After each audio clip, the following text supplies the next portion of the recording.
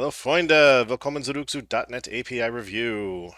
Uh, yeah, we've lost some ground because of slow or long discussion issues over the last couple of weeks, where we will have another one today, but then hopefully we'll start being able to burn these things down again. I am hopeful we'll get to at least 3 items today. First up is Big red item. Add configuration ignore attribute to exclude properties from configuration binding. This is .NET Runtime 125111. Yaroslav? Yes, I hope this one will be a quick one. So we are proposing to add a new attribute, this configuration ignore attribute, that will allow us to explicitly ignore a property from configuration binding.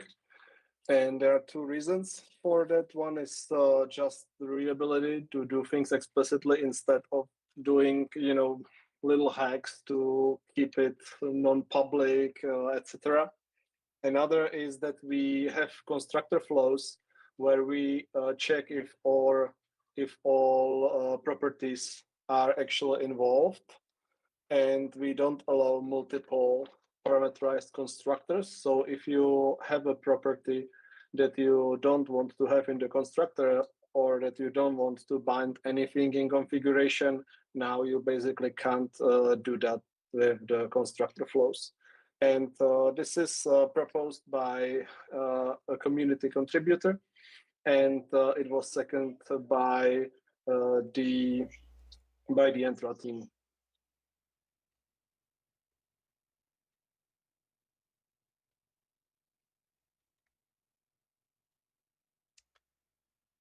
Okay. On the one hand, my initial feeling is that name feels overly general, but it looks like everything in that namespace is overly general. So. Yeah, there is another attribute that is called configuration key name, so this kind of aligns to what's already there. Yep. And configuration root and configuration section. Yeah, configuration is a specific still, Jeremy, right? I mean, it's not generic. It is not generic in the of T sense, but it is generic in the, like, pick 10 libraries at random. At least 6 of them will have a type called configuration in it somewhere. Yeah, okay. So the overly general, I guess, would be the more thing. But it is consistent within the namespace, so it seems correct. I don't know the feature. Does it need is property the only required attribute target, or does it also need fields or anything else? No, we just scan for the presence of the attribute, and then we know what to do. Yeah, currently configuration doesn't look at fields or anything but properties. So this is enough, yeah. Okay. I think I've run out of questions. Anybody else? Sure. I joined late, so sorry to discuss. And this is probably fine, but is there any risk that someone can have like reference to this new attribute and it doesn't work just due to like different NuGet packages or something? Or are we pretty solid on that? I haven't thought about it a lot, so if we're good there, we might be good. Sorry, could you elaborate with some use case?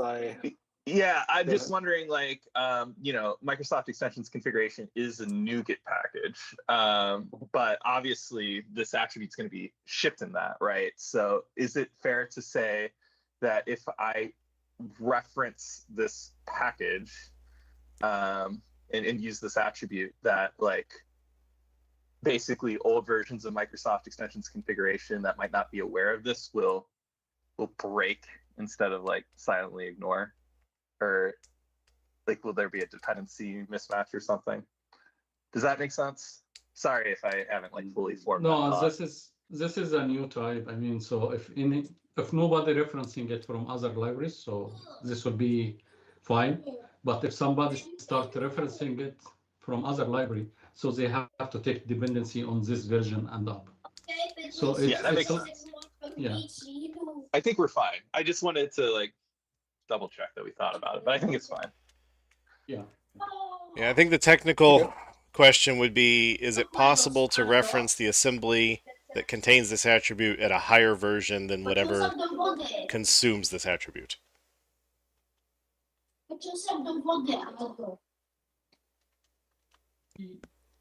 Yeah, in general, about like, for configuration libraries in general, I mean, like, we are flexible. I mean, like, you can reference the higher version of the configuration library in lower version of .NET Framework.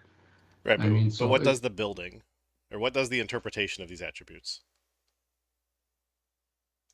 So part of this is from a source generator. So is it possible that the source generator ends up being older than the attribute assembly? Yes, so source generator is not going to look at this attribute at all, and it will be ignored as if it is not exist. Yeah, but I assume any default behavior, you're just targeting a TFM and not pulling a specific package forward will just work. But yeah. All right. Any other questions, comments?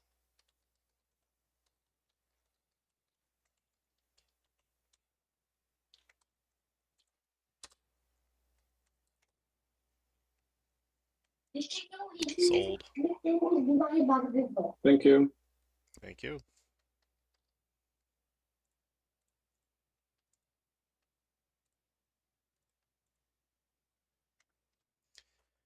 All right. Everybody grab your popcorn. It is time to talk again about add stream wrappers for memory and text-based types. .NET Runtime 82801. So whoever wants to, you're up. Yeah. So just as a refresher, this proposal is for adding standardized string wrappers to BCL types like a string, read-only memory of 5, read-only memory of char, and to be determined read-only sequence of byte. In the last API review, I think we got into a consensus regarding the layering. Yeah, that being the types below quote unquote a stream will get the from text, and the types like above will get the as stream extension. So yeah, I think the main question is if we're good on that of a string read only memory of char, read only memory of byte, I mean memory of byte being having the from text or read only data or writable data, and where on that read only sequence is, and if at all we want to tackle this in this API proposal. Yeah, I mean, I think it's more fair to say we agreed that layering exists, and that we don't, that if we include read-only sequence, that it doesn't have to look like string, except then Stefan will argue that read-only sequence is primitive, and then yeah, but we've agreed that there are things more primitive than stream and things less primitive than stream, and that they don't need to have the same treatment. Yes. I think that's about as far as we've actually gotten with agreeing on things. Yeah, I wanted to confirm that that if more primitive. Well, in the last notes, there was some sort of like a shape, and I wanted to check if that's right. a final, if we want to No, discuss that further. There were people discussing should we do the static methods or should we just make like a string stream type public.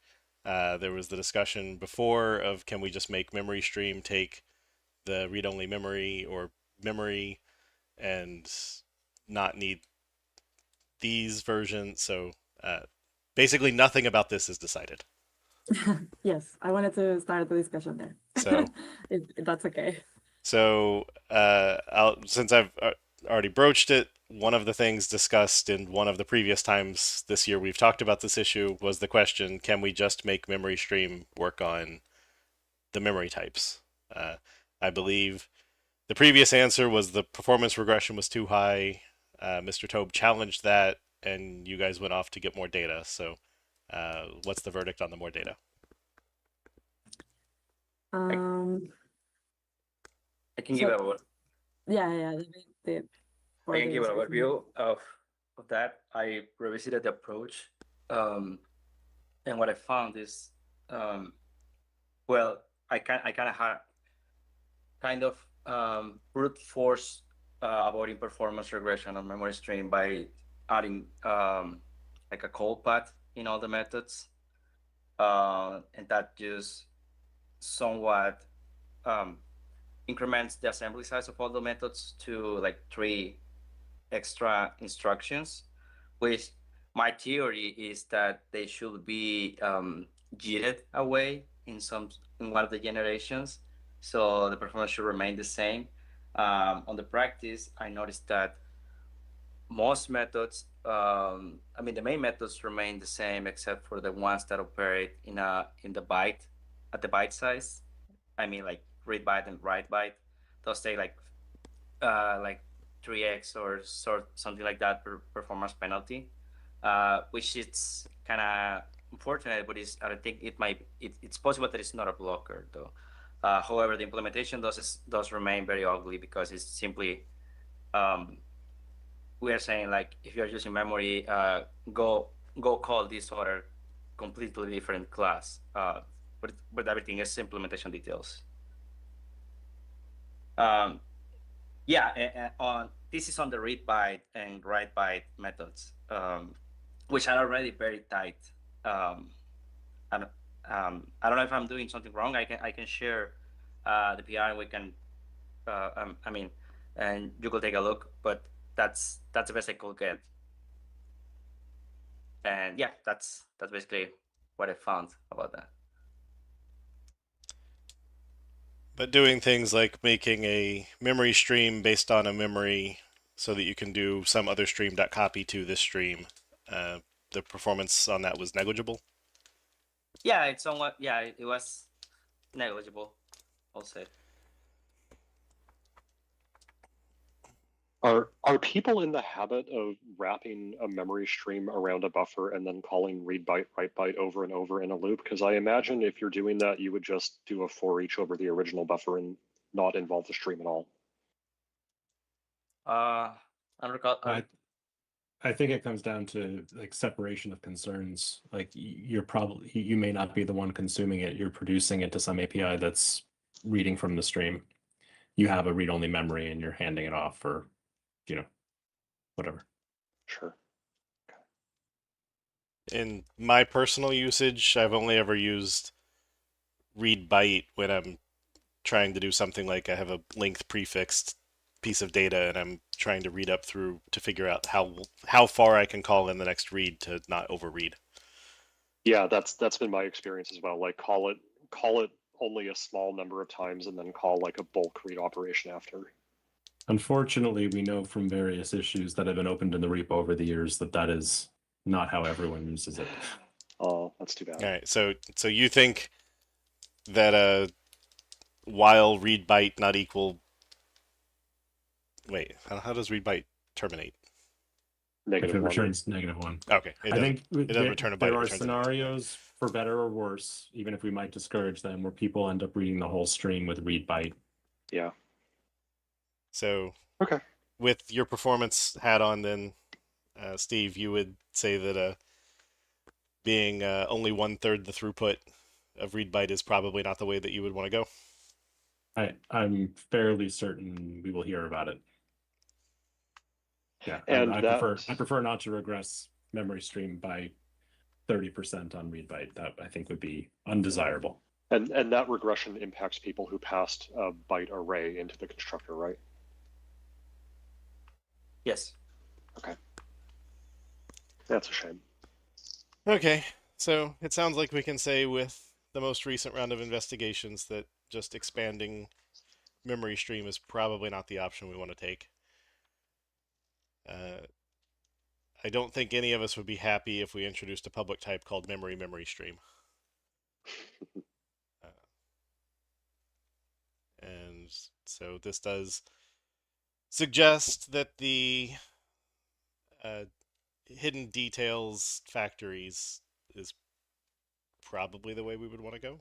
I mean, we could have it may not be ideal, but we could have a public type called read-only memory stream that derived from memory stream.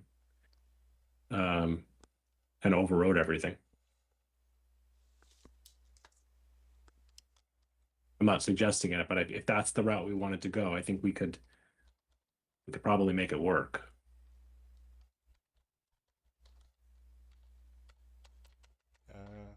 Interesting. I am surprised that memory stream didn't seal all its virtuals. Yeah, I am too. Like I was looking at that at the same time. Yeah. It's like I know that it didn't, only because we have other issues with some of the new APIs that we've added since .NET Core, like the memory and span based ones. We had to do that dance where we basically do the type check to say if if get type equals type of memory stream, then do the efficient thing, otherwise delegate to the inefficient thing because we're concerned about existing derivations. Right. It's a dance we don't have to do when it's sealed. Yeah, true.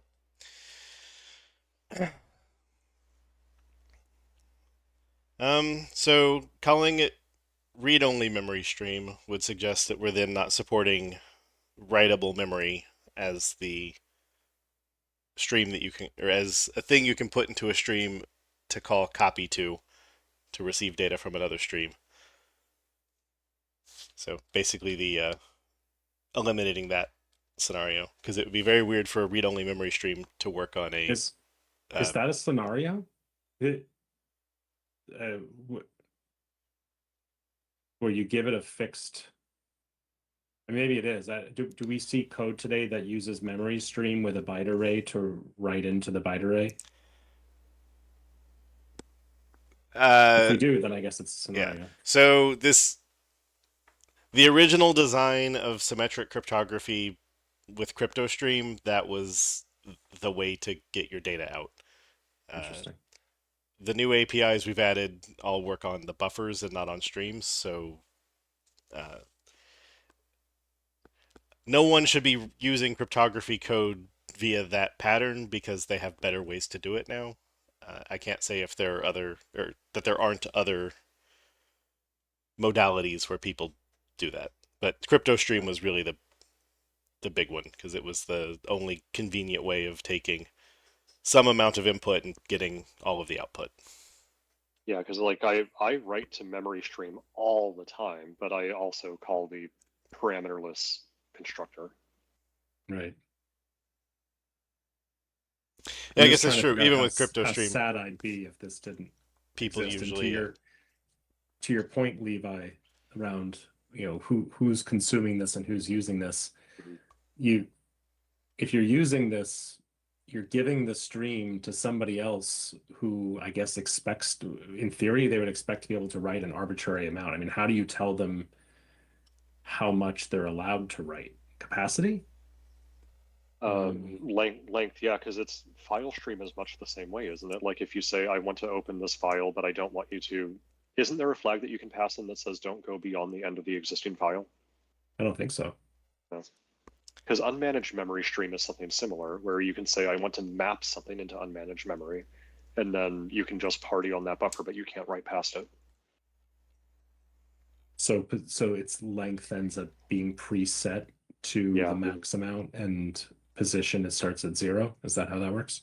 Yeah, and for the file APIs that I just mentioned, the expectation is that when you're done writing, you explicitly set the file length to the amount of data that you just wrote. At least that's if you're like mem mapping a file.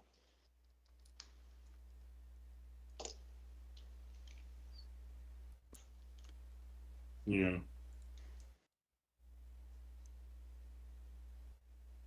Okay. But I agree. It is a very advanced pattern, though. I don't expect the vast majority of people to do it. And looking at memory stream, it looks like if you exceed the length of the array that was passed in, it just grows and stops working on your original buffer. That's At least interesting. all I see is if it would end up exceeding the current length, it calls ensure capacity, and in ensure capacity, I don't see anything that says, "Oh, we were given an explicit array, so fail." Yeah, no, I think you're right, Jeremy. It's my understanding of how it No, works. I think it only grows if you use the parameterless constructor. No, if you specify like an external buffer, ensure capacity is gonna throw because it cannot grow this. Right. Sorry. Is it? Should.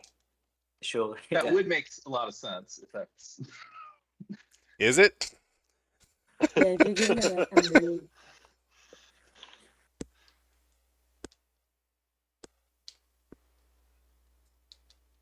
Unless the capacity field does something different than the capacity property to hide to store the fact that it was given an explicit array. Yeah, there is a hidden field in there that says whether it's expandable or not. Okay. I didn't see it in the call. This call to write, I just see if we need to grow, call ensure capacity. Yeah, and ensure capacity will throw if you've given it, as was mentioned, will throw if you've given it an explicit array. But the only The capacity setter is the secret here. I found it. It's the ah setter of capacity that's being called here that actually does the real work, ah which makes sense because people might call that directly too. there we go. Okay, stream not expandable. It's a very silly layer. Like you said, Jeremy, it's all about layering. So there we go. That was the answer to Mm-hmm. what happens if you call memory stream with a buffer. Well, I'm glad It because the it other writes right behavior up until it fails. would have been The kind other, of the other behavior would be pretty awful. Yeah. It's like because I think there's a like try get array, and it was like maybe it's like I thought that was did you call the right constructor, but maybe it's did you call the right constructor and it didn't grow. But So that means that you don't need to worry about expanding the buffers here, which is good. sure, but which means that whatever memory stream does in that case, which I guess it sets capacity to the size of the buffer that you gave it, and position starts at 0, and then when your position hits capacity, it says no. But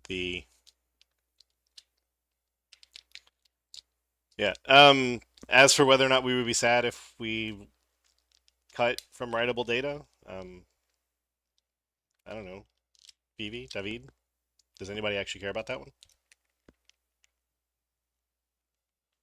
Is there anybody asking for it? I mean, like, want this scenario? And all of the uses that we've had and that I've seen others have all been for read-only memory. And they often show up in HTTP scenarios where you're like exposing read-only memory as a content for HTTP client or something like that. I haven't seen any for the writable, but maybe Vivi or David have.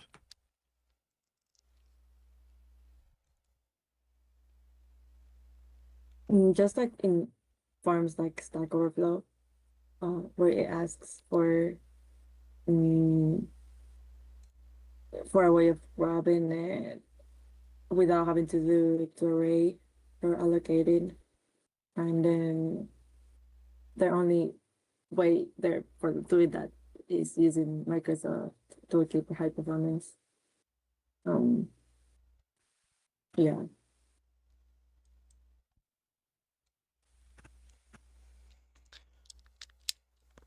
Yeah, unfortunately, the memory stream of just a byte array constructor is the writable one, so it's hard to tell who's calling that for writable versus readable.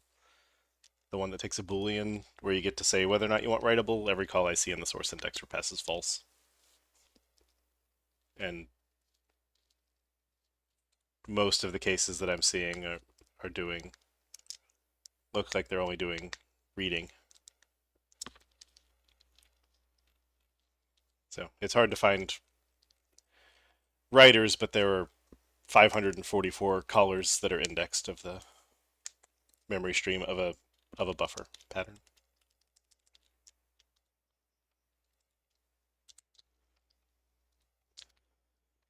But how many of those people would be upset if they have to keep using array instead of using memory?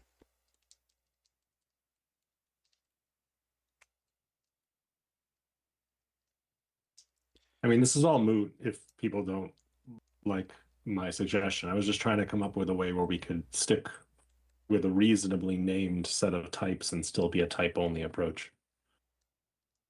Yeah, so I mean, I guess that.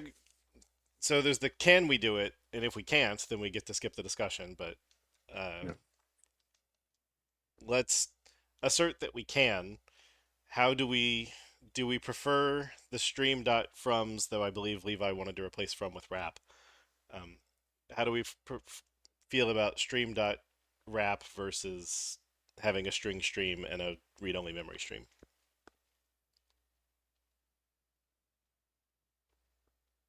Sorry, I'm not sure if I'm completely following. So when you say like a type-only approach, do you mean just using constructors for conversion as opposed to like these extension methods? Today we have file stream, network stream, buffered stream, memory stream, keeping on with that type per input / modality approach. So we'd have string stream, read-only memory stream, read-only sequence stream. I see. So you still keep the extension methods, but you'd return a stronger type. No, you wouldn't need extension methods then. As you said, I like the extension methods though, because they're more discoverable for conversion. Like it's one thing if it's just like not basically a conversion operation, but it is. And so at that point, would you have stream.fromFile, stream.fromSocket, stream.from whatever? Not necessarily. I think where's the from file is not a conversion in my mind because there's like syscalls and so forth. But if it's like one in-memory representation to another, I think it's like a lot more just like it's a lot more like casting. Not saying it is. Sort of. Like file stream has constructor that takes a safe file handle. You would have stream.from file that takes a safe file handle. Network stream has a constructor that takes the socket. I mean, a safe file handle not having like a super easy conversion to a stream, I think is more acceptable than like a string or read-only memory. I think the discoverability argument's really strong for, especially if we leave out read-only sequence, which I'd be willing to. I know there was a previous discussion that I missed around consistency not being important, but to me it feels like one of the more important things. Like you establish a pattern for how people do certain things and they become used to doing it that way, whether they're people or AI. So if I'm used to going to stream dot to find all of my things, then I'm a little worried that we have some of them exposed there and some of them exposed a different way. I hear you, but I think it's worth it in this case. I think it's so much better to have the extension methods. It's just like, but I get that it's like an opinion, and especially if you're vibe coding, like having one obvious way to do things, and where you're not like, oh, this. I mean, no matter what new APIs we use, like AI won't be able to use it on older versions of .NET, pretty much, unless we do polyfills. So I mean, I guess we could do nothing, but I don't know. I do like the extension method. It just feels cleaner. Like eventually most code, I think, would use it over the constructors. When you say extension method, you mean static. Yeah, I was going to say the same thing. Yeah, static extension. Yeah, new feature. No, like actual static on stream. We're not talking about read-only sequence at the moment. We're only talking about these. Okay, just static methods. Sorry, you're Yeah, right. They're not we- extension. we It's will- kind of moot to my point about how you write it. But yeah, they're not actually extension methods. My bad. I missed that. But the layering thing that we decided before was that like string is more fundamental than stream, so it's possible that we say that this is the right conversion here, but for binary data, we think that binary data should know how to convert itself into a stream instead of stream should magically know how to manifest a binary data. Yeah, I just think string, especially string, but also read-only memory, is just like so dang fundamental. I want to be able to do stream dot on it. Like it's so useful for stream. Oh, Like it's so useful for writing tests and so forth. oh my God, Laszlo, that is horrible. Oh, I hate C# right now. Are you discovering fun new ways to do things? Welcome to the problem of static methods. That becomes a legal line of code. And Yeah, I mean, I don't find that much worse than the constructor parameter. I'm not scared. No, Let's because document That's it. pretty awful. that is terrible. That is atrocious. Like I That- would that want can to work. add a from text It method would on work, file and it will stream not do just what you think it's going to do. yeah, just to be Well, obsolete. I mean, I think it's going to turn the string in. Oh, sorry, I missed that it was file stream. Yes, I thought we were talking about stream. because Yeah, you one, can- one of the You can call one of the static things methods that- on derived types. One of the things that we've been talking Okay, I about missed every so that. often is an attribute on static methods that says you can't call this on a derived type. You have to call it on the type where it's declared.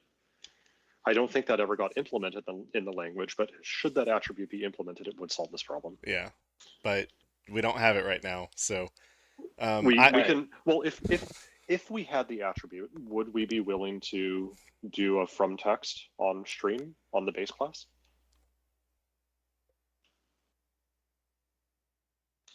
I'm just gonna like the file stream from text right now has me at anything but this. Honestly, Yes, it but has that's me a now, solvable too. problem, though. Yeah. But Yeah. that's a solvable problem, right? Like Yeah, we yeah. can literally in this forum say like we would do this solution if not for this, right? And then we go back to the people across the hall with the power to solve it, and we say solve it. I think they're upstairs now. Sure. But this is not an intractable problem, is what I'm getting at. By the way, we discussed this years ago. I think we also touched in that there is an analyzer to handle this case, which I mean it's still ugly, but there's something actionable that people can use to say, oh, I shouldn't be using file stream dot from text, should just be stream from text. Yeah, but I don't want to rely on analyzers. The- I'd rather.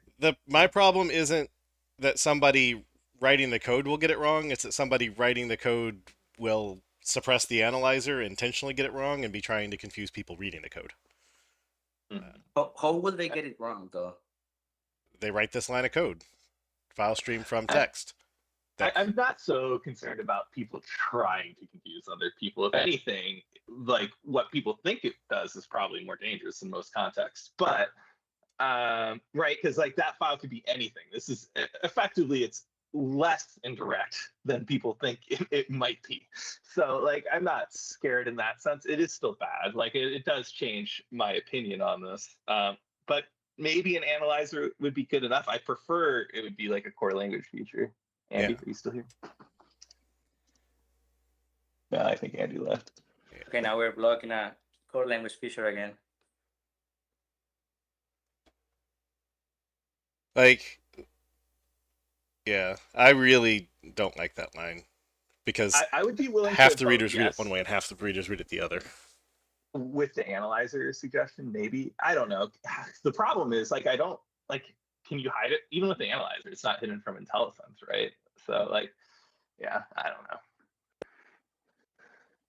Yeah. Well, I mean, guess the only way we could solve this if file stream is the only thing that we cared about, but I don't think it is because it would be equally confusing if you walked up and said network stream.from text, then you'd be like, huh, what does that do? And it's like, well, it doesn't return a network stream at all.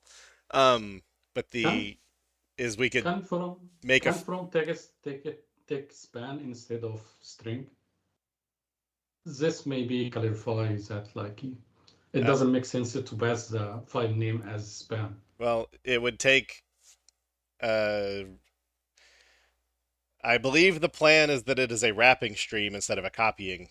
Sorry, a wrapping invocation instead of a copying invocation. So it can't take span. It would have to take memory, which is proposed. But Okay. again, a caller, somebody reading this line of code, half the people are going to think it's a file stream, and half the people are going to read that it's from text, which means it's a Yeah. bad line of code. I agree with that. Yes. And But again, we can solve that problem. how? We go upstairs and ask the language team to make the scenario better. Sure, but their lead time is, I mean, so yes, we can do a thing we did before of like, I don't know, if we had this feature, we'd probably do it this way and then punt Yeah. this issue for another couple years. Or we introduce an analyzer as well. Like we could do this on our end fully within the libraries team. We don't need to wait for the language team. Or we could prefer alternative design number one. Yeah. Right. And just do as stream. Like I get that it competes with like everyone else's extension methods because Yes, it's so right. obvious, which is why we should do it. So we would do as stream hanging off of string. Oh, people already do it. AI has already learned it. If you pull in, This nerd-based isn't streams. Razor V1 where we're sticking extension methods off of object and string and everything else. I know. But like, I just want to do something here. Having to call a constructor is annoying. We also, in the previous review, had discussed the difference between from and as and to, and that we're doing all three in various places. Yeah. And that people understand all three of them in various contexts. And so, no one's going to be confused about us putting an extension off of string that's called as stream or to stream. People are going to understand it takes a string, converts it to some kind of representation that is a stream of the string. So if we really have the concerns over, stream.from, which is a concern for all static methods for any type of derivable class, like even if we didn't have a file stream, some user could have their own type where from text is confusing to them. That's just always a possibility for our APIs. So if we're really that concerned about it, we have a obvious alternative that already fits in with what we're doing in some other places that do such type to stream conversions. I mean, Jeremy, there's also what I wrote on the whiteboard the other day, which is avoid the problem entirely by making it an instance method on encoding. It's true. And going back with again what Levi and I had discussed in person, where from you can't tell if from is doing a copy or a non-copy, and so if we called from wrap, then now at least at file stream wrap text, you're like, shouldn't there be a second parameter to that? So it's at least now. This line doesn't have an obvious or two obvious meanings. It has it's obviously wrong, or it obviously means something I don't understand. So wrap does, if we're going static from, I do think that I'm inclined to go static wrap, which again also conveys that it's not doing a copy in the method invocation. Yeah, the primary reason that I had suggested wrap is because it clearly states I'm not taking ownership of this data. So that means whoever gave you the read-only memory is still responsible for maintaining the lifetime of it.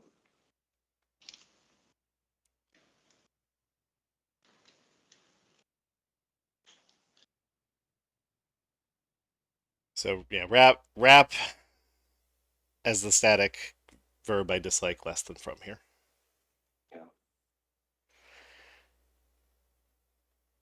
The encoding idea isn't bad either. I mean, it is, honestly. Yeah, Don't because get me that's wrong. namespace. Well, I system. appreciate Yeah. the honesty. Yes. I was trying to be nice. I don't know. It was it was meant to solve the problem because it's meant to make the instance method on the component that will actually be performing the work, and the component that will be performing the work is the encoding. But honestly, that's not the way that people think about it. People think about these methods hanging off of the subject They want a rather than string. the operation. Yeah. Yeah, they have a string. They want a stream. Like that's the Yeah. problem we're solving. Yeah, like that is not a line of code that would really occur to anybody. Yeah. I agree. It's an like, if you think about the problem space, it makes sense, but like we don't want people to have to think deeply about this, right? We want things that are just intuitive. But here's the thing: I still like it better than having to like call the memory tree constructor or whatever you have to do to get the encoding. Well, I mean that one wouldn't solve. Saying we're gonna make encoding.getStream still leaves solving the read-only memory problem. Right. It only solves the from or wrap text problem, or putting an extension method on string, or what have you. Because to me, I feel like string.asStream is wrong. It feels backwards. It does, and it makes me really nervous to have anything not immediately related to string hanging off the string class. Like I get nervous when we have culture info stuff hanging off of string, because that in my mind is like a separation of concerns. It shouldn't be on that type. I know we're not Ruby as much as sometimes How is it wrong? How is it wrong if we already have string as enumerable or to array? So toArray gives you back like that gives you back an enumeration of the elements within the string, because if a string is a collection of characters, at least this is giving you it's not changing the representation of the string as a collection of characters. It's not transforming the representation using some type of policy. It's just saying the memory is X, I'm giving you back that exact same memory. That's basically what AsStream is doing too, though. But AsStream has a policy object that you're passing into it, the encoding. Whether that is null by default, like there is still a policy that's taking place there. Well, I guess that really depends on what you mean by policy there, because string itself is always UTF-16. You can have a view over that, but then that's no different than getting a rune enumerator over the string, or getting any of the other type of character enumerators that we have. They're all kind of the same thing there. Yeah, except people seem to be convinced that I'll admit that, yeah. that the stream version of text that people want, this being the 2020s and all, is UTF-8, not UTF-16. So. And I don't see that changing ever, though, to be honest. Right, but then my point there was that even if you're giving an alternative view of the characters themselves aren't changing. You're just changing how the enumerator sequences. Well, there is a policy that is actually changing the data. You are if it's an unpaired surrogate. Yeah. Like you could literally be transforming the data irreversibly when you do this.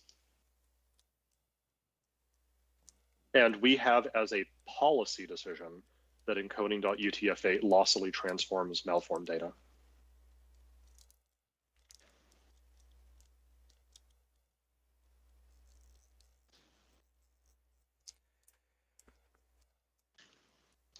Yep. Other languages have different policies. Go, for instance, also has a policy of transforming malformed data, but they transform it in a way different than we do. So that would just mean that it's to instead of as, no? Maybe. Maybe. I mean, it is projecting it as a stream, just with the policy object that you're passing in. And that policy object happens to be encoding.utf8. Yeah, I mean, we got string to array, right? So, I mean, yeah, to stream seems fine. Doesn't seem that crazy. Yeah, but I would almost guarantee that if we do something weird here, like put it as an instance method on encoding, Mhm. there's going to be a popular NuGet library that exposes the extension API that we didn't want to expose. And Oh, yeah, everyone's yeah, of going to course. use Sure. that instead. So at that point, why not just do what everyone expects? I mean, just because you expect everyone to shoot themselves in the foot doesn't mean you should pull the trigger. Right, but I think that this is not quite shooting yourself in the foot. It's kind of the obvious API. Well, assuming that a lot of people have defined extension methods string.asStream, if we define one, they all now fail to compile. No, they'll compile. No, they won't. Wait, sorry, is this an instance method or an extension method? If it's an extension method, they will fail to compile because two extension methods will have, or two methods will have the same preference score, unless we have a nullable parameter and they don't, in which case they win. But why would we? Sorry, why default. would we make this an extension method though? Like we own the string type. Stefan kept saying extension method. But Yeah, we gotta stick to it now. it's also not strictly that it fails to compile. It's a matter of closeness and other things. Right. So it would depend on where we put the extension method. If we put it on the system namespace next to string, it's going to win unless they have their own instance method of the same name. If we put it in something like system.io, and then it is equally close to in distance from some other type that they put in their own namespace, then it could conflict. But it's not a sure about that? My recollection of the closeness is if it's in the namespace that the caller is calling from, it wins, not the namespace of the target type. right. It's dependent on the code in question, and so. But it also depends on where it is relative to the type, I believe. There's some weird rules there, and that's why like memory extensions ends up winning and not conflicting. And that's why we have it in the same namespace as system. Fair enough. Because the only part that I remember mattering is that when you write a line of code here, it reads your full namespace block and then starts popping words off going backwards and then finally hits your usings at the top. So it actually matters. That's one of the few cases where using imports before or inside the namespace block matter, because I think that changes the order in which you would find an extension method. And so it makes things confusing. Yeah. If not breaking. Now, as an instance method, we win. And as an instance method, then anybody just gets surprised that their extension methods are no longer being called when they recompile at a high enough TFM. Right, and then otherwise it will likely continue compiling and not be ambiguous because of the closeness factor. And regardless of which one it ends up choosing, I think in most cases it won't be ambiguous. It will end up choosing one of the two because it will be closer. Yeah. They would have a compile failure if they returned a type other than stream. At which point, why do you have an API called as stream, not returning a stream? It's that their method followed the return the strongest type or the weakest type you'll guarantee, and if they guarantee that it would return their type called string stream, then they'll say public static string stream as stream this string. Yeah. Woohoo! I said all those words right, I think. Congratulations. I'd need a Jeremy. playback. Yes. So I'm like, it's possible. I know we all kind of poo-pooed this a little bit earlier, but like just having a standalone type would solve all of these problems. I'm not opposed to it. What's the standalone type here? String stream or text stream or whatever you want to call it. What Jeremy highlighted. Or binary data. Yeah. We have a the type one called that binary argues data. this. Yeah, That- I mean, that's my point. I'm against having to call constructors for like a simple conversion of a string to a stream. Is like it's okay to have that. I just don't know if it's good enough. I mean, it does kind of match all the other stuff in System.io, though. Yeah, I guess it really depends on how fundamental you see stream. Like the only thing Um, with accelerators that I can think of is file.open. Right. I'm thinking of like I'm honestly comparing like the stream conversion to like an array conversion, like 2-car array or 2-array, or even like 2-list. Yeah, well, 2-array comes from the fact that string is IEnumerable. 2-char array is built in though. Right, and like 2-list similar, right? But not saying you have to do it that way. It really just depends on if you see it as more like that or like more like opening a network stream. But I see it as more like the link stuff. I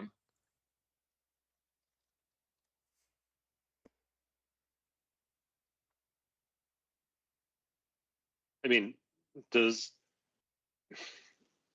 maybe I'm opening another can of worms here, but like, do we actually have any APIs that take like an IEnumerable of byte and wrap a stream around that? Like, is there precedent?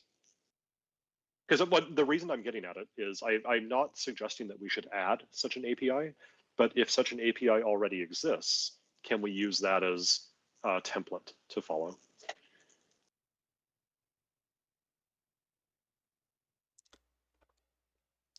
I don't know of any, but I will admit I was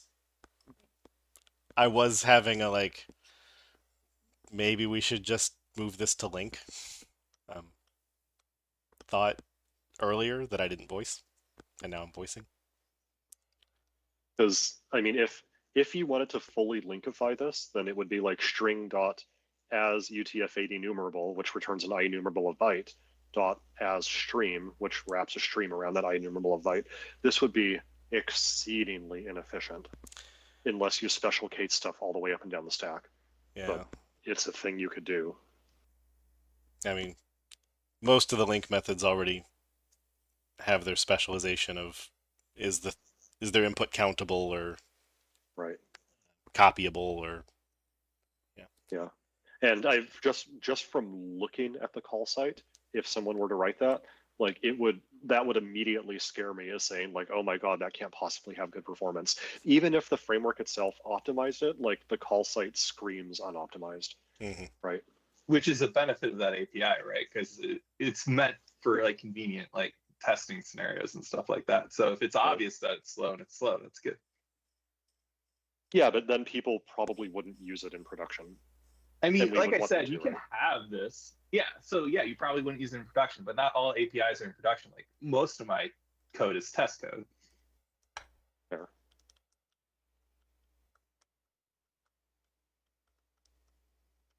What was the cons of going with the straight types? And I mean like string stream. Stefan doesn't like calling constructors apparently. Well, it might also it's discoverability, right? Like ultimately it's discoverability. That's what's nice about Link and all that is like you learn what you can convert your data into. Like, oh, I can get a list, I can get an array, I can select or where, or whatever. For this, I'm not terribly concerned about discoverability because I'm pretty sure System.io is one of the default namespaces in new applications. Yeah, someone please correct me. Stream isn't bad if you're going with the constructor. Like I'm not, like it's better to have it than not to have it. So like I don't want to like block progress on getting this functionality in. Just thinking that it would be nice if it was more linkified. Well, if we think that the concern of the file stream dot from text is enough to not go with that, I think the types, having only the types, it's the way to go. If we also don't want to go the other route, there is the interface approach of having a stream, and then adding the interface to string and the other stuff. But again, like we can solve that problem even if the language team doesn't make a change. Like we could literally have an analyzer built in that says if you're calling any of these from methods and it's not on the base type, like trigger a warning or an error. Oh, okay. Like we're not completely helpless is what I'm getting at. Okay, I see.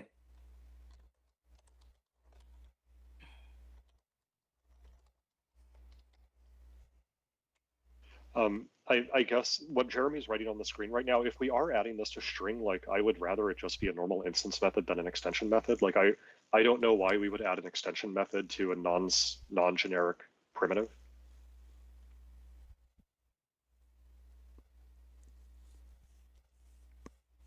Indeed.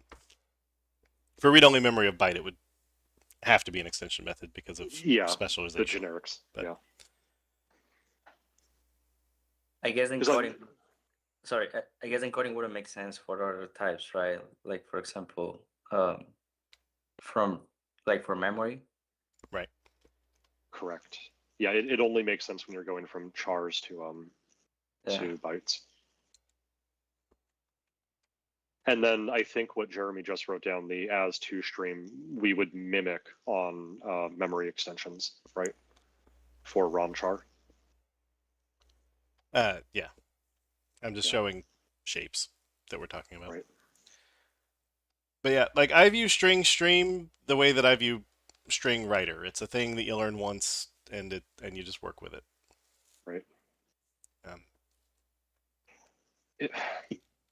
I guess one of the reasons to add it would be if we can actually give you convenient APIs off of it, like how memory stream can optionally give you back the original buffer, for instance. I don't know if we would ever want such a thing on string stream. Well, we'd have the encoding, right? Like that would definitely be a property. I think we discussed this before. Yeah, I don't want to like block getting this functionality in on like Right. linkifying this design. I get that's a big ask. So and ultimately they're not mutually exclusive either. So yeah, I mean, if this is the thing we can get agreement around, I'm on board of adding this. But I feel like if we are adding string stream or text stream or whatever we want to call it, that I feel like if we're adding this type, we're not doing any of the other things. And then yes, somebody might make an extension method because they prefer an extension. They prefer an instant syntax instead of a constructor. But we're saying what we did is we added the type.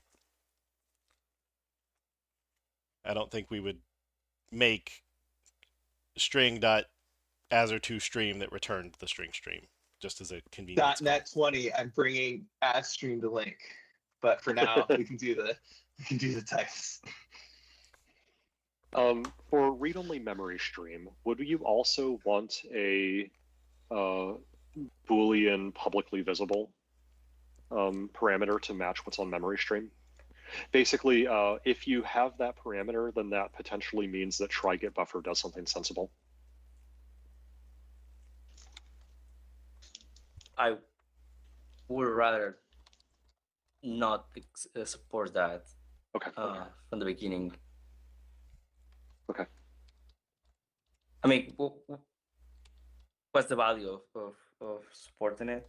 Well, if you're subclassing memory stream, then Yeah. somebody will probably expect try get buffer to have well-defined behavior. There we And go. that well-defined behavior might just be return false. Either it's a memory stream or it's not.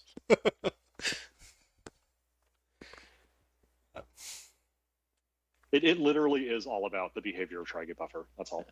Yay, alternations with a blank option after them.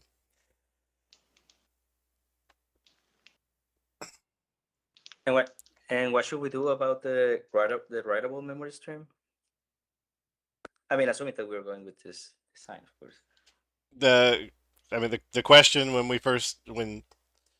when Tobe first suggested the name read-only memory stream was, do we actually have scenarios that we need the writable memory?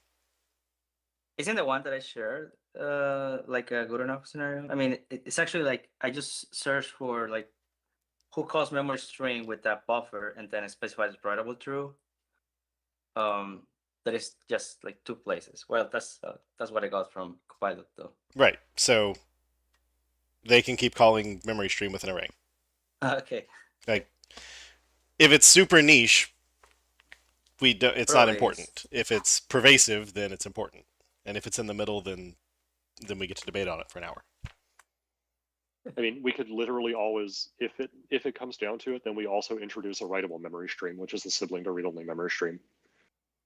Like, it's silly, but it's a thing. Yep. I mean, that is that is true, and it would really look very interesting if read-only memory stream, writable memory stream, and memory stream all just directly extend stream.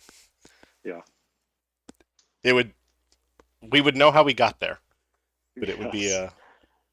be a fun quirk, because really memory stream is a ray stream.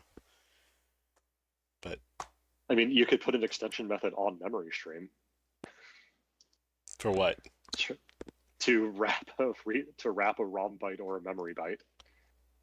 Move the extension method up to memory, or sorry, the static method up to memory stream, the factory, instead of having it on stream itself.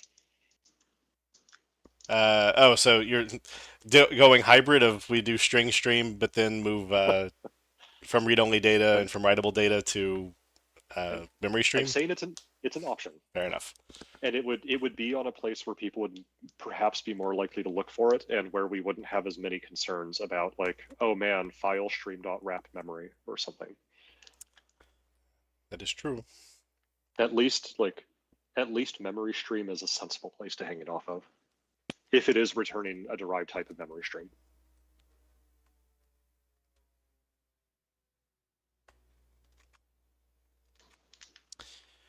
So I know that with all of these notions of the text becoming a stream,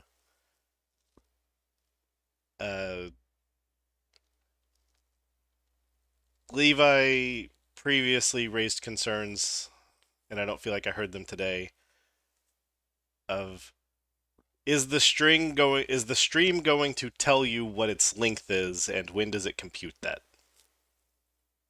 And is it seekable? And is it seekable? Right. There are ways to optimize this, but it's very perilous because you need to track a whole bunch of different edge cases all at once. Just be aware of that. If we made it non-seekable to begin with, would it be breaking to make it seekable later? No. Okay. I strongly recommend you start with that, unless you have a real business need to make it seekable. I would also recommend you seal this.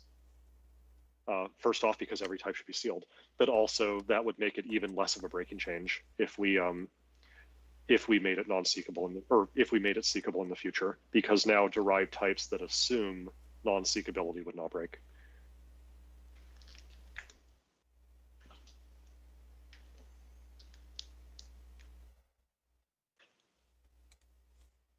And you should also, if you start off with non-seekable, you should put a healthy code comment in there saying what types of checks you would need to do up front to make it seekable. It really is non-trivial. Like, I'm not saying this, in passing. I believe you with like arbitrary encodings. Yeah. No, even not with arbitrary encodings too, but like, let's say that I just use encoding.utf8 and I pass you a read-only memory that's approaching int.max value. How do you compute the length? Yeah. Also, when you want to seek and it has emojis and worse, it has graphemes in it, like, well, now you need to go back to the beginning and use the rune enumerator and ask every rune that you see how many bytes did it take in UTF-8. So seeking becomes it is the amount of work of the position that you pass to it. Right. Right, and In like the UTF-8. native, what's the native library everyone uses for UTF-8? Like libicu, you know what I'm talking about? Yeah. Correct. So I does assume not that have a concept of supports. seeking. It does have seeking, you said? It does not. Oh, okay. Well, that's something. Okay, yeah, probably more of a It reason. can't. Yeah. Yeah. It has. Let me back up. It has a concept of enumerating element by element, forward or backward, but it doesn't have a concept of like seeking arbitrarily in the way that our stream does. I see. So we'd have to like turn it into enumerating, which would probably be super like inefficient. Correct. For like the position setter and stuff. Right. Okay.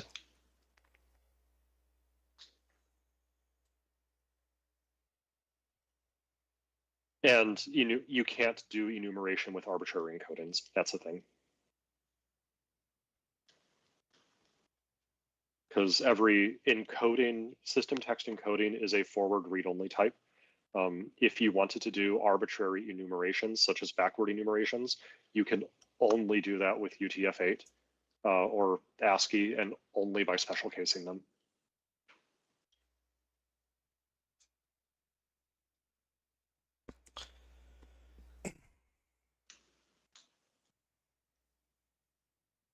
Okay, so are we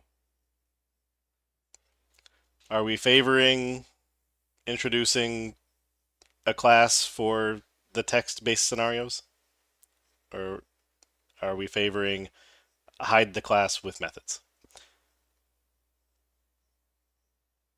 If we're not going all the way, well, so the file stream thing scares me from the static method, obviously, on stream. And if we're not going like all the way, linkifying the as stream scenarios, which I think could be a good idea, then I constructors are probably my preference, honestly, in the types. If there's value add in the sense that we're actually adding properties to these classes, like encoding or maybe even the original text that was passed in, then you're going to need a public class anyway, right? Mm-hmm. Granted, if that's not real value add, then the question's moot.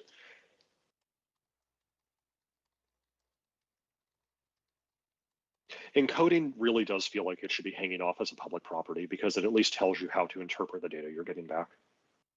Well, I mean, the whole point is you said you wanted it as bytes, but yeah, I do think but you need to know how to interesting interpret the bytes out.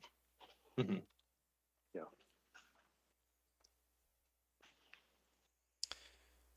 Yeah, and chat has also pointed out that if this is a wrapping operation instead of a copying operation, which it should be because we took a memory here, then what does seek even mean? Because somebody could be changing the data while you're seeking. Which means any length that you've computed would also be bust. I give you all ASCII 7 data, you compute a length, and then for whatever reason, I overwrite that same buffer with emojis. So now everything takes 4 bytes, and good luck. Right. I mean, that's still a problem with the forward drain. It's basically, as Levi said, you're still responsible for not tampering with this data, but at least we then can explain what it does.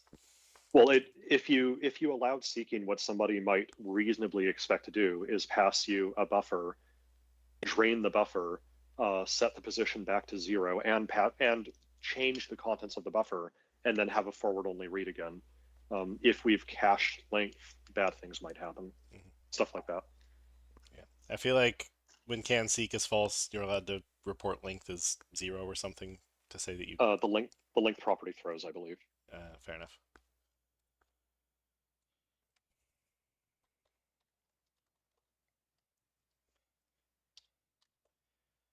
Okay, so do we like string stream because string is king, or do we like text stream because read-only memory of char exists? I think people will understand that it's okay to pass a ROM char into string stream.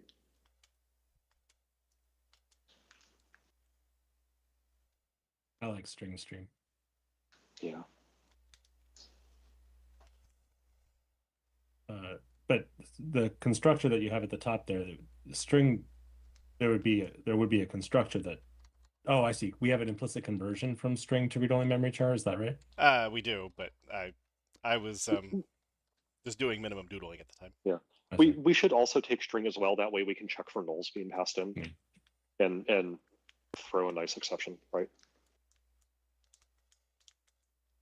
Because presumably if someone passed in null, we probably don't want to turn it to an empty ROM. Presumably that was actually a mistake at the call site.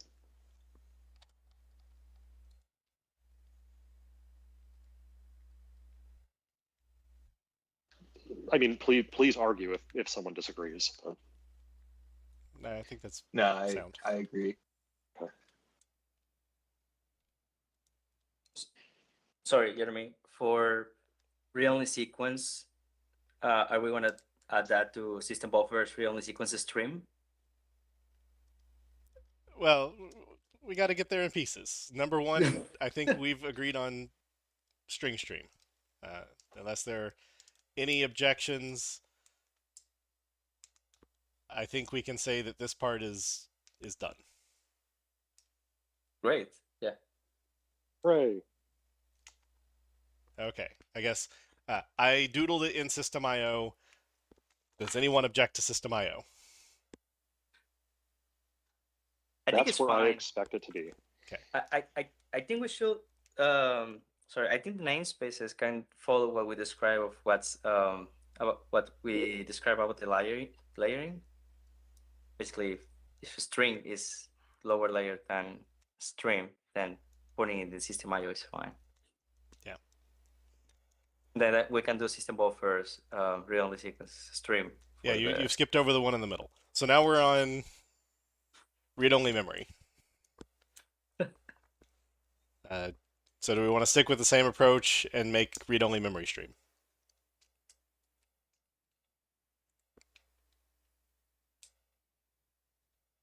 Killing me here, Jeremy.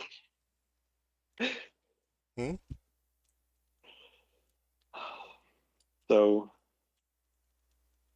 it is the only reason we're really debating this is because memory stream, the good name was already taken, right? Correct. Yes. Otherwise, we would just call it memory stream. Absolutely. Well, and I mean, we would then have a debate of do we want read-only memory stream and memory stream to be different to convey the writability, or do we use the at this point I would say legacy design behavior of the stream dot am I writable. That's how stream Well, works. So like that's fine, but I think we've moved a lot more into let the type system convey things instead of just let runtime data convey things. Right. If we were to make a new type called, let's just call it memory stream 2, hand wave it away, right? And we didn't have read only in the name, like we would expect it to be both readable and writable, right? Depending on its capabilities, like we would expect it to support both reading and writing, just like how memory stream does, right? Based on a combination of flags passed into it. Yeah, I mean, we'd have to decide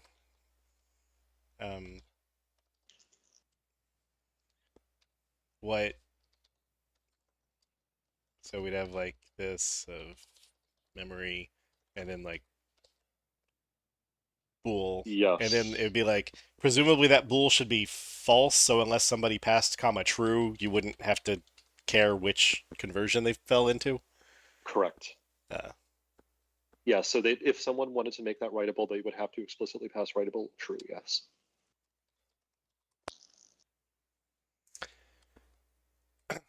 So, which would be the opposite parity of the current memory stream, where it's writable unless you pass comma false.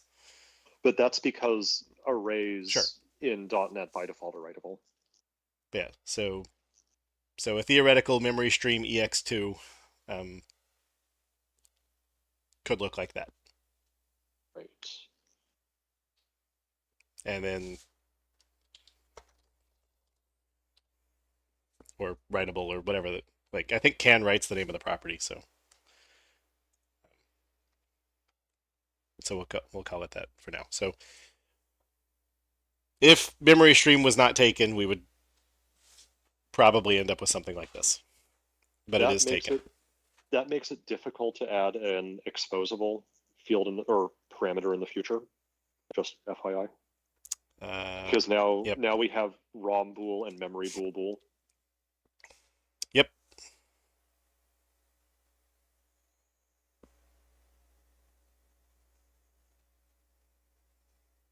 At which point, saying that we want them as separate types makes it easier to extend them.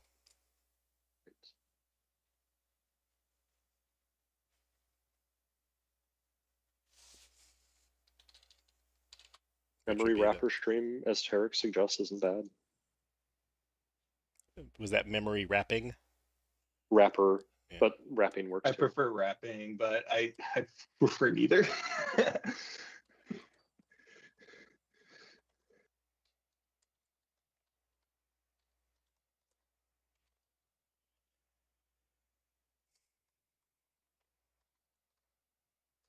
Yeah, read-only memory stream and writable memory stream seems reasonable to me. Yeah.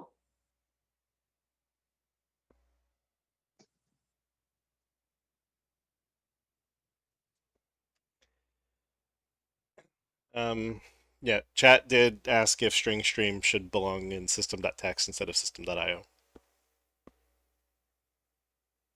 Are they both in the default global usings? I think they are. I don't know. I'm old, so I turned that feature off. I'm pretty sure they both are, because otherwise encoding dot wouldn't work by default.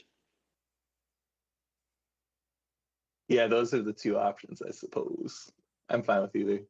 Yeah, either's fine.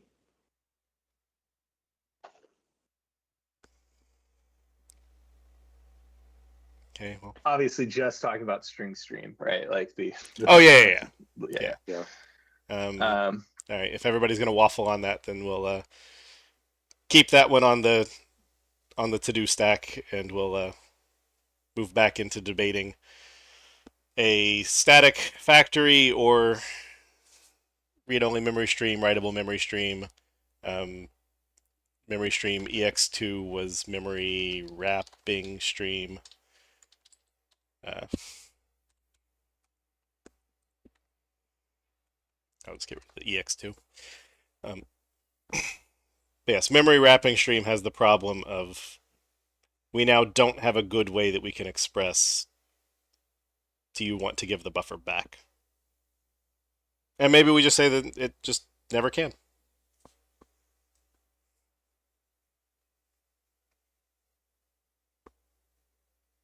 But what do you mean by giving the buffer back?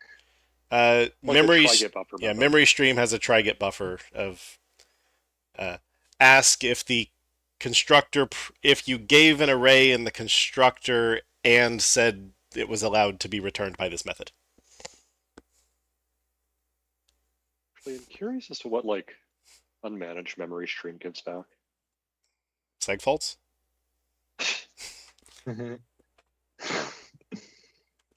Yeah, I'd lean towards like trying to give the user a memory stream if at all possible, just because it seems like. But then and this is of course only for the non-string ones because it would be crazy otherwise.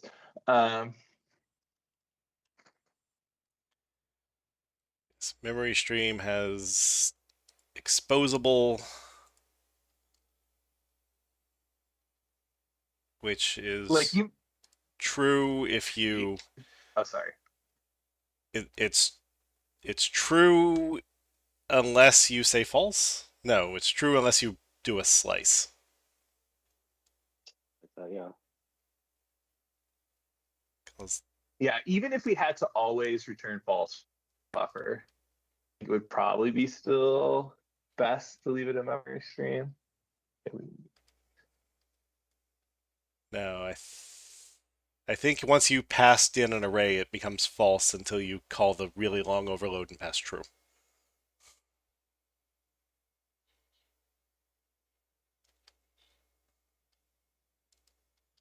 Just so we understand feature parity. If you pass an array, then you call this guy defers to no other constructor, does not set exposable, so exposable is false. Right. And then there's a publicly visible method on. Yeah, and then if you call way down here to this guy, yeah, then now you can go back and say it's true. Unless for some reason the field decal says false. Nope. Clean. Now, I mean, it does give you a lot of options and control. Right. But this is why you need enums instead of just booleans everywhere. Yeah. So these memory stream constructors are all non-exposed, which means the default for the memory wrapping stream would be non-exposed. Right. And then we would need an option to make it exposed, which goes back to now writable stream comma bool then actually becomes memory or read-only memory and not writable. Well, if you have a type literally called writable memory stream, Sure, Like, I would sorry, that's expect on it to be the if we unify them. Where'd my window Okay. go? Because we'd end up with that, and then we'd say exposable, and then we'd have this Right. one.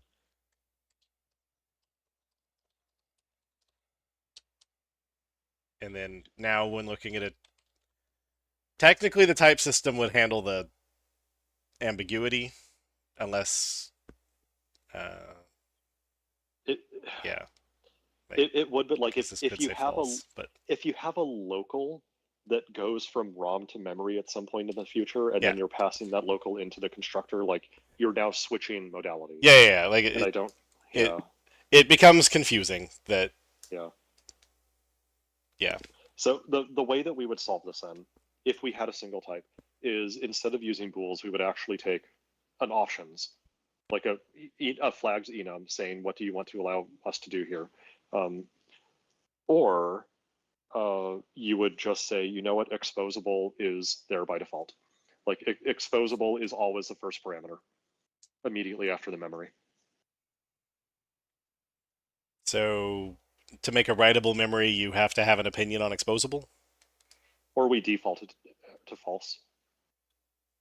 But the parameter always exists. So default, and then that gives you, Yeah, you could say comma can write colon true. correct. But you would swap the position of exposable and can write here. Yeah. And I believe that is terrible because it swaps the position from memory stream. If I saw that correctly. Memory stream ended up being last. Yeah. Yeah. So you. I think that might confuse people.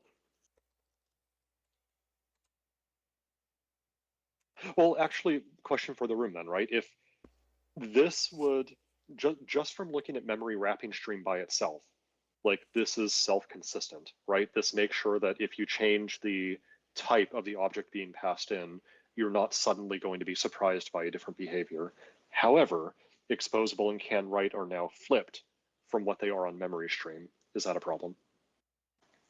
I don't like the memory wrapping stream, not only because of the name, but now also because of the multiple rules when we were talking about how enums are better. And I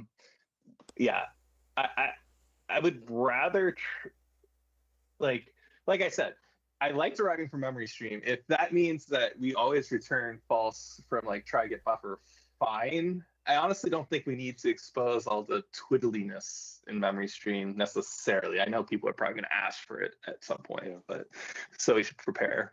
But I do like also Jeremy made the point earlier about the type system encoding the writability being superior, which I agree. So read-only versus writable as concrete types? Yeah. Yeah. That's Okay. fine by me, honestly. Okay. I mean, this still doesn't solve the performance issue, but maybe as long as we're not regressing performance, that's okay. I completely agree here. I think the primary use case for this is going to be testing, and like I don't know, there's so many like AI use cases where But this what? just isn't going to matter. So even if it does extend memory stream doesn't have to change at all. Memory stream wouldn't regress in performance, and this would just override every method. Mm-hmm. We would only be doing it so you could pass this into APIs that already accepted a memory stream.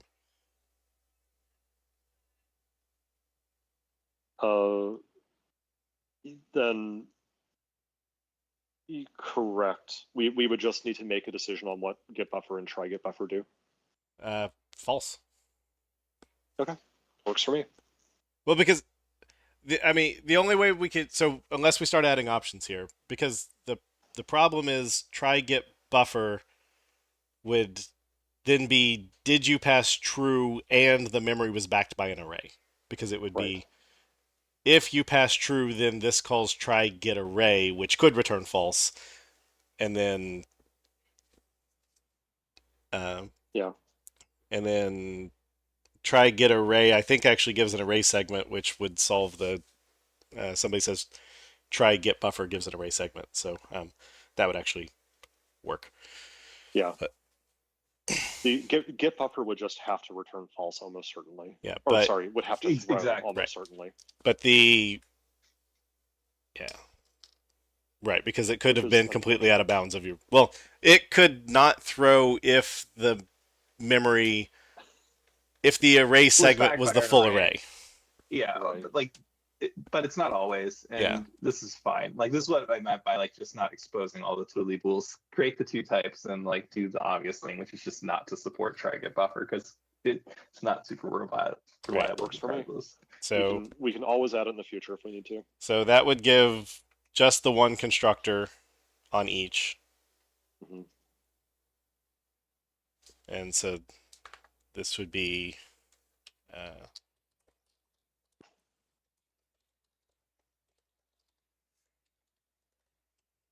I know which line of code I'm editing.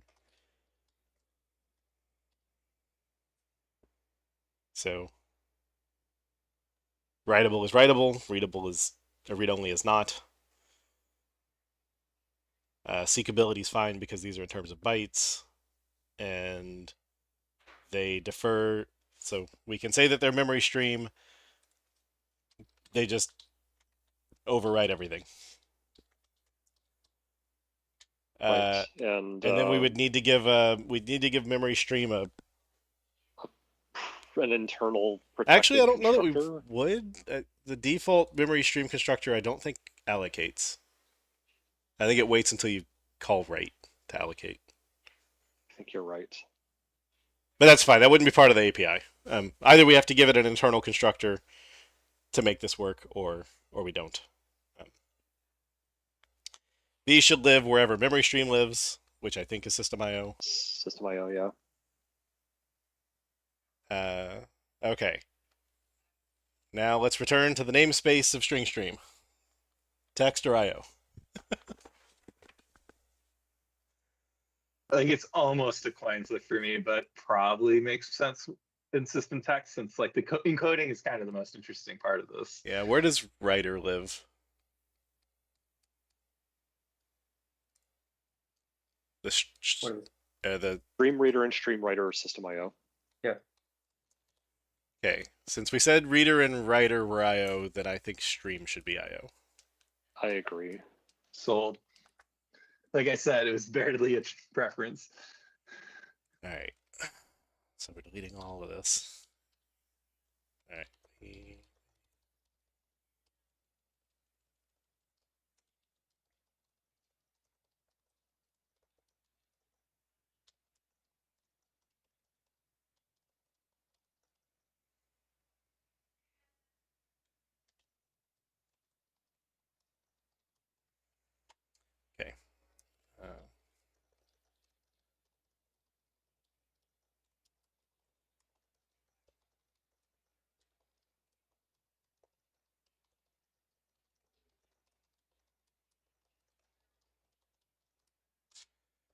Okay. So we might end up with a internal virtual stream get stream on encoding to power this thing, but that's not going to be part of public API. We're not going with the extension method. These sample lines of codes don't matter. All right. Does anyone want to talk about read-only sequence? I mean, why not just do the same thing? We would probably put it obviously in along with wherever read-only sequence lives today. Yeah. System buffers. Yeah, sounds right.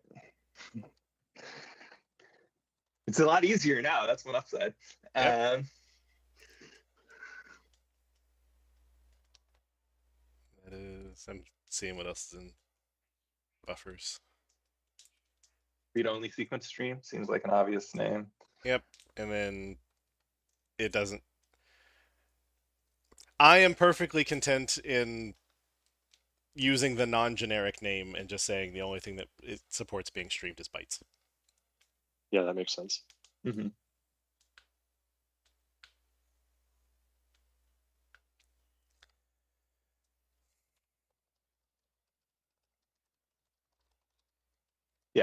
that's what System.io stream is. So trying to force like any encoding or something in there, at that point it's pretty niche, and you can call the encoding APIs yourself.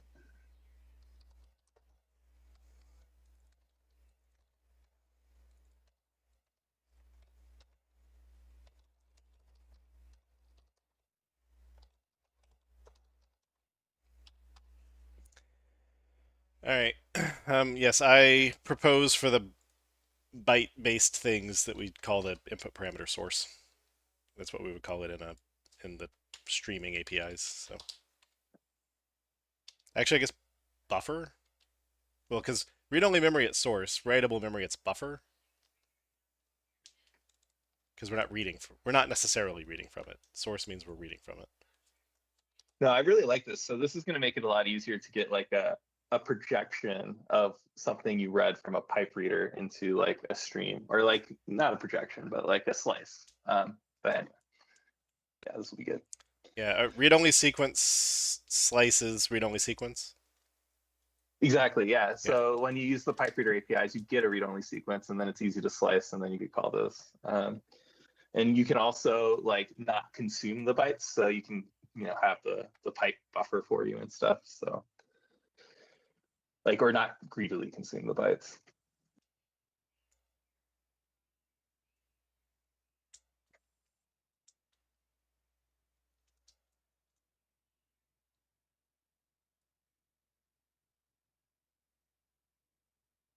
Okay, so are we happy with text, source, buffer, source?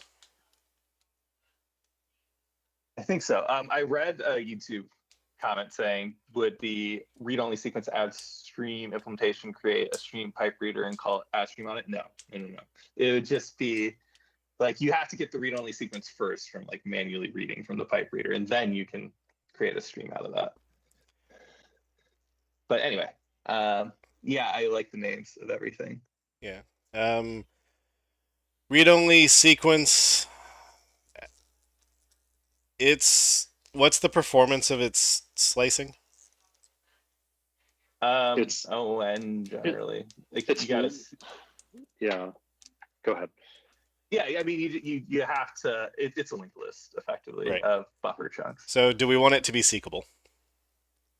I think so. Because presumably that doesn't have means to be. it has to keep one field, which is what was the original input, and then it needs another one, which is what's its current remaining. I think you'll find it's easy to write as a seekable thing, because the read-only sequence slice APIs and position APIs shouldn't make that too hard. If it is hard, we can make it's just that not it's an seekable. ON. Seek It's is supposed to be ON, ON. and that's the do we feel that stream implies seek is O1?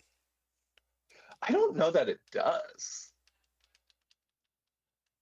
Like it will be Someone faster tell than me I'm reading the wrong. data, Yeah. if you're seeking forward. Yeah, it will be a lot faster, because you'll just be iterating over the chunks and looking at the counts. Like it's like a pretty fast ON, but I mean it is still ON. Yeah. But I think it's worth making seekable. Okay. Yeah, the concerns that I had with string stream don't really apply here, because like Stefan said, you don't need to inspect the contents, and that really does tend to be the expensive part. Yeah, you just have to keep asking, am I on the right page? Yeah, we might want to document that seeking does incur some overhead,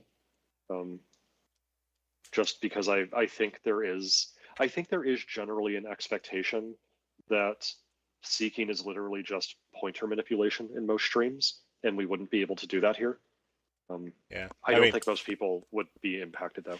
Chat just pointed out that tape stream would be seekable, but not O1. And honestly, the IO verb seek, I think, does come from tape drives. So. Right. I almost said the same thing, but I mean, it's It if is. someone has written a tape stream, please post it on Twitter or something. Yeah, That'd be well, fun. because you the wouldn't really thing have about tape that- stream. It'd be like file stream when seeking on tape is really the We next still IO wouldn't- command is ON. So But we still wouldn't meet that performance characteristic though, because if you have a tape and you're seeking, then the performance expectation is it should take an amount of time proportional to how far you need to move the head, which means that it's relative to your current position. Here, it would be relative to the start of the stream. Probably. Read-only could keep- sequence forward would be the work would be the distance remaining. Backward Right. I is mean, if you're weird going because backward. it's the distance from pretty the front. similar, Levi, But- because there's Yeah. a sequence position type you would probably use for current on this, and you can move it around. Anyway, Yeah, but you can't go backward. That's the thing. yeah, seeking Okay, you might be right on that. seeking back from origin is now the cost of the origin, and then Yeah. the seeking Yeah. seek back one is actually Yeah. a surprisingly expensive operation. Yeah, like Yeah, it's read-only not doubly linked. sequence. The Yeah. read-only sequence does actually have a position type, which allows O of 1 access to any place in the sequence, but You're right. that type is not a long, which is what our seek API takes. Okay, are we happy? Like existentially, If I paste this, is anyone going to throw a tantrum? How dare you not turn this into link? All right.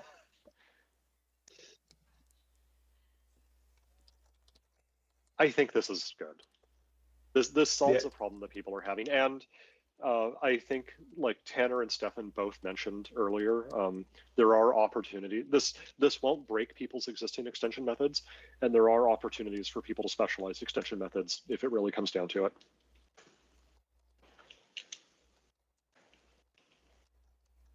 I had a couple of open questions that aren't maybe as relevant as what we just decided, but I still wanted to put them out, like the default encoding for a string.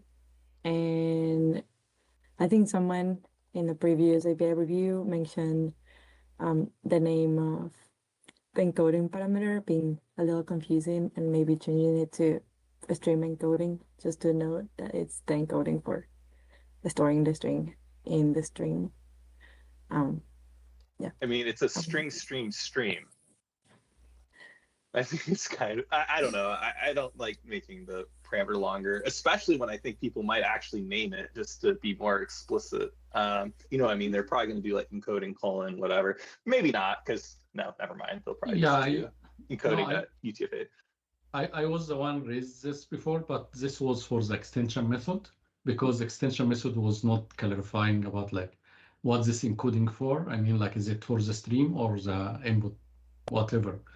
But right now, I mean, as we are converting to string class, I mean, it's clear now. It's passing to the constructor, so Right.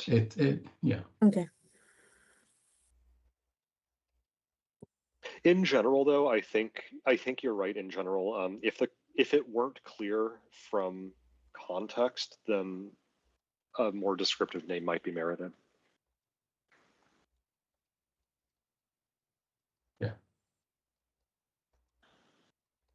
I think we're discussing further the default encoding. No. Oh, the default Yes. UTF-8? That's a big word. I think it has to be UTF-16, right? I think- Because it's like the default for everything else. Well, you're talking about the encoding parameters on lines 15 and 16, correct? Yes. Yeah, I assume we would just document it's identical to having passed encoding.utf8. Okay, so we are making the default UTF-8. Yeah. Okay, awesome. So Well, what Love else it. would it be? file.read all text. UTF-16. Yeah, but yeah. file.read all text and write all text already Yeah. broke the hearts has been broken. Okay, perfect. I'm sorry. I shouldn't have offered to seed ground then. I Yeah. do prefer UTF-8 because that is what everything uses. I'll write it Well, down. even encoding.utf16, like big endian or little endian, or is it machine dependent? Yeah. UTF-8. We're the Yeah. Not sure that UTF-8's the right decision based on how other stream APIs work. Other stream APIs, if you don't specify, detect the encoding. And so therefore they match the default. So if this text were a file, Mhm. it would be UTF-16 and it would be detected as UTF-16. Sorry, I don't follow like the How's the text a file? Yeah. I'm saying that the way other stream APIs work, if you do not specify an encoding, it attempts to detect the encoding. Oh, If yes, but this that's bytes to text- charzo. Right, but if this text were to be detected as an encoding, it would be detected as UTF-16 because Yes. it is UTF-16. Correct. Yes. And so I think defaulting the encoding to UTF-8 is likely to be confusing to users. We should probably either have users force specify the encoding or make it clear that it is going to default to UTF-8. We're not Such as- Windows. yeah. We don't have to hold on to our old mistakes. Well, I mean- when you say make it clear, you mean through documentation or some other mechanism? Probably via a name in the API. People don't read docs. I mean, that would mean name the parameter encoding unless you want UTF-8. Or having it not be a constructor.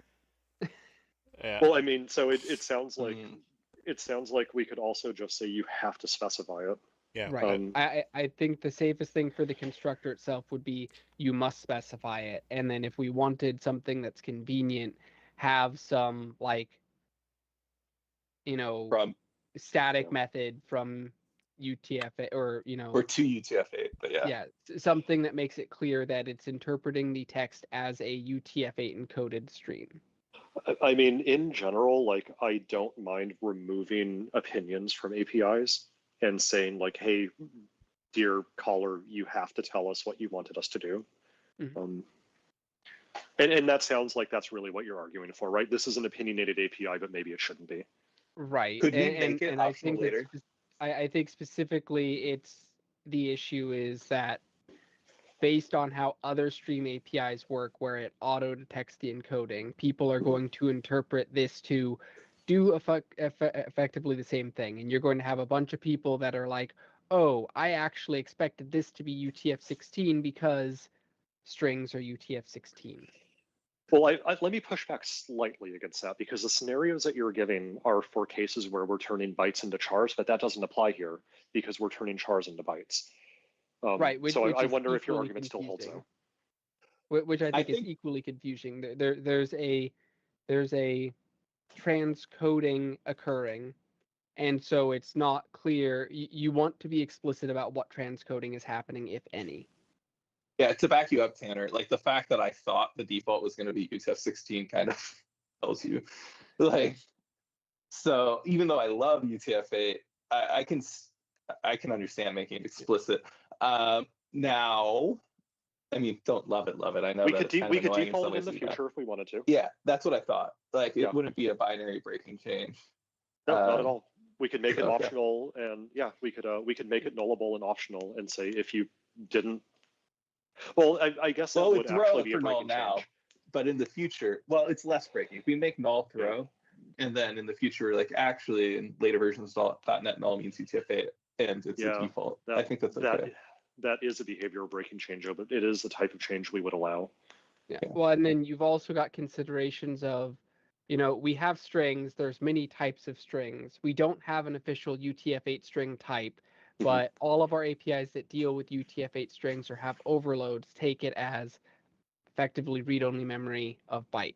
So then you have the consideration of someone's going to come along and ask for, can you add an overload to string stream that allows me to pass in my UTF-8 string literal to interpret it as a string? And then That's have what the read-only memory problem- stream is for. Then you have the problem. Well, they want it to work as a string, and maybe they define extension methods that make it Right. string-like. We don't. There's We're not putting. all kinds of things that get in there. So you might have someone coming in and proposing, I want a constructor overload that takes read-only memory of byte UTF-8 text. Then you So- have to be like, what is the encoding there? Does it still make sense if it's interpreted or changed? So that API already exists today. There already is an API today.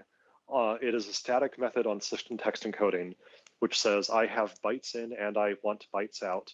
I want a stream that takes arbitrary encoding bytes in and spits out arbitrary encoding bytes out. Yeah, exactly. Yeah, that I've API had to exists use them. today. Yeah, they're annoying. They're really annoying, but you definitely can do that. But With this, we're not yeah. omitting any BOM or byte order mark, right? We're just not. Correct. None of the encoding APIs do by default. You could do it yourself, like if you really care, before copying your stream. Right. And there, what Jeremy just had on the screen a second ago also had like a healthy code comment saying, here's why we can't optimize this, as much as it might be very compelling to. I also Which, had another. yeah. Sorry. Go ahead. I also had another question. So string stream is supposed to do encoding on the fly. Are we exposing the buffer size parameter like stream reader, or? Stream reader is meant to return things like individual lines, right? Oh yeah, but I mean like for encoding. Okay, first of all, the encoding is done on the fly, right? Because right, it's done on the fly, correct? Yeah, and for doing so, we need like a buffer, right? I like in the prototype, I put a buffer size that I thought correct, but then I saw in StreamReader the constructor pattern of accepting a certain buffer size from the user, and I wanted to see if that's applicable in this case or not. And just I don't think you need a temporary buffer at all here, because you're, by virtue of the fact that someone is calling read, they're giving you a buffer to write into, so you always have a buffer accessible to you. If they call read byte and your UTF 8 or 32, like you could get this one char turns into multiple bytes. You need a place to put the other bytes. But the encoder type handles all of that for you under the covers. You don't need to manage that yourself. also using the user buffer. Oh, you can call it get encoder, and then that is the yes, stream state. Right, on the encoding type, there is a method called get encoder, and that instance that's returned handles all of the internal state for you, so you don't have to keep track of intermediate state yourself. Can you make an encoder over a read-only memory? Yes, you can. Okay. Okay. I wanted to mention. All right, so this has one field. It's encoder. Yeah. All right. We already did the work. Yep. Cool. All right. Are there any other open questions? Or someone pointed out, now that we're being explicit with the encoding, technically the BOM thing, I guess, is part of the encoding. And no, not a single one of our encodings actually emits a BOM. A BOM is only emitted by things like XML and file stream and stuff like that, and only optionally. The encoding types all simply say, if you wanted to emit the BOM, this is what the BOM would look like, but they don't themselves ever emit it. Thank goodness. Okay, good. Yeah. Because only things like the XML writer know it's at the beginning of the output stream. Correct. Otherwise, you could be in the middle, and you don't want to BOM every time you call convert. Exactly. Honestly, if we were to redo XML writer now, right? Like, I mean, BOMs generally are out of favor at this point, right? I don't know.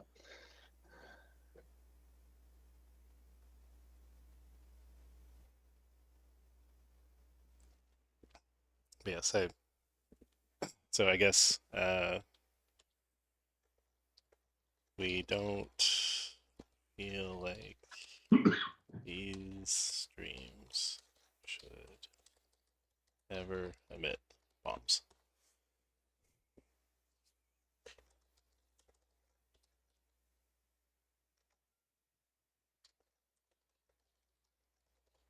Callers can do it before they call this thing. Okay. Yes, you would file stream, write the BOM of your encoding, and then do string stream copy to file stream to get the rest of it. Ta-da. All right. So we made String stream, we're putting it in system.io because that's where string writer is. Don't make it seekable because problems. Callers have to specify their encoding, even though apparently string writer defaults to UTF-8. Again, we can add defaults later. We can't take them away. Don't emit bombs.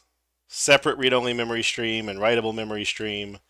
They do not support publicly visible. Read-only sequence gets read-only sequence stream, and we don't care about the loss of generics.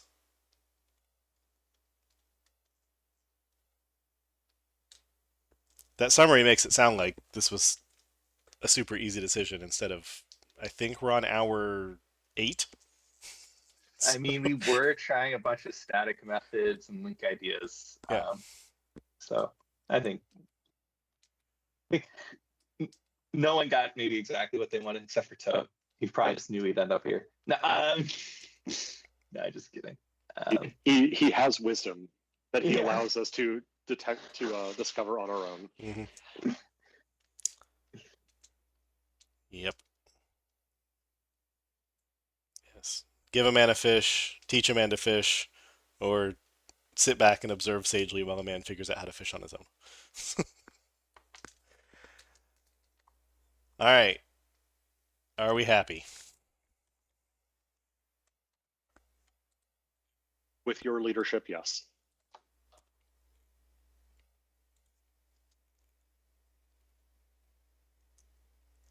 All right. And so I've doodled in the can writes and can seeks, really just conveying what we think the types are for. So.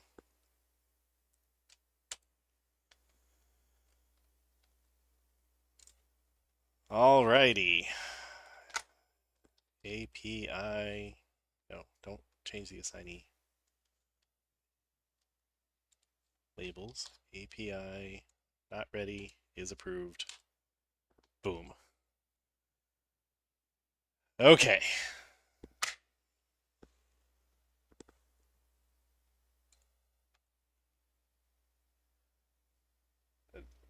Tarek, is your thing as easy as it looks? Yes, it's easy, but let's try. We have 2 minutes. I mean, if it succeeds, we can. Yeah, so basically, we have the activity class, which is have at-risk flags inside it. This flags actually today we support just one flag. It's called the recording, which is telling to if you want to sample in or out the activity, the current activity. So this proposal is adding an extra flag here, or the second flag, which is we call it random trace ID. So this flag actually is proposed by W3C specification originally, and recently OpenTelemetry already adapted it. So we need to have it. So basically random trace ID, meaning like if you are generating the trace ID inside the activity as random, so this has to be set. Just tell about like, by default, I mean, we always, not always, I mean, but 99.9% we generate random IDs. But we have a way that to allow people to generate their ID by themselves. And at that time, this flag will not be set. So this flag will be set almost on most of the cases, except in this special case, if somebody need to generate their own IDs. And we will be conforming to the specification. Yeah. All right. The, So the number 2 comes from the spec. Yeah. Yeah, it has to be the second significant bit. Yep. Yeah. So obviously, I guess the default for the enum is none, but in practice and like the context you're likely to run in, you're going to have recorded and random trace ID is true. Is that kind of, or is that? Yeah. Okay. Yeah. I mean, it seems very technical. I'm not sure I follow all the scenarios, but I see a lot of thumbs ups. So people probably want it. Yeah, I guess the only real feedback I have is like there is a property called trace ID, and now there's also like an actual trace ID, and now there's a property called randomized trace ID that is What? Okay, you are talking about the property, randomized trace ID? Well, the thing is, we already have a property called recorded that returns a bool, Right. and I almost want this to say like is trace ID randomized as opposed to randomized trace ID. Okay, Or- so first about like this is actually is that just sugar property? Right. Actually we can live without it. We just adding it because we added a recording property for the other flag. Mhm. This is the only reason, but I mean like, yeah, I don't mind renaming it, or if anybody have a strong objection, we can remove it. I mean, but renaming it is fine with me. I mean, if you want to rename it like is randomized trace ID would be good. Yeah. But Since there's already a has remote parent, I'd probably go with a has randomized trace ID. Sure. Well, okay. Okay. How do you build an activity with a custom trace ID? Okay, there is we have like a function function pointer. I mean, in delegate. I mean, you can set it as a static. So if you set this, I don't remember the exact name now of the property. That if you set it, so this will be get called when we generate the trace ID. Oh, so the trace ID generator. Yes. Yeah. Right. So someone asked if they're using trace ID generator, but their IDs themselves are random, how can they get this bit set? And if you want to say that's a feature you'll think about and come back later, that's totally fine. Yes. Yeah, this is discussed in the issue itself. I mean, so we don't need to expose this from now. Okay. But also I want to point out the specification saying that if the flag is set, so for sure this is random trace ID. And if the flag not set, it doesn't mean that the trace ID is not random. It may be random still. It's confusing, yeah. So if this flag is set, so the trace ID is random trace ID for sure. So But if like this, the if docs on this, flag- you'll say true means the caller says it's randomized. random, and false means it may or may not be random. That's right, exactly. And I guess for what it's worth, it looks like there's is all data requested and has remote parent. So this type already has both an is and a has. Yeah, that's right. But has feels more natural to me here because it's about the activity and not a thing the activity's doing. So, But is there one trace ID for the entire activity? Is that a one-to-one relationship? Yeah, it has a Yeah, property. yeah. You have the parent and stuff. Yeah, I'm just making sure. Yes, activity has a property trace ID. So. Got it. Just wanted to Um, make sure there wasn't some more complicated scenario that. It's very simple.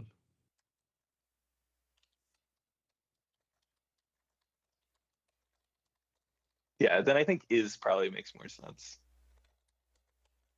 you think is over has?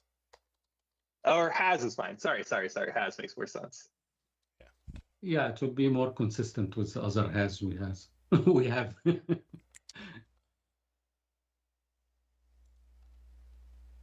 Yeah. Well, the flag isn't actually guaranteed random trace ID. It's I pinky swear random trace ID. Pinky swear and guarantee are different.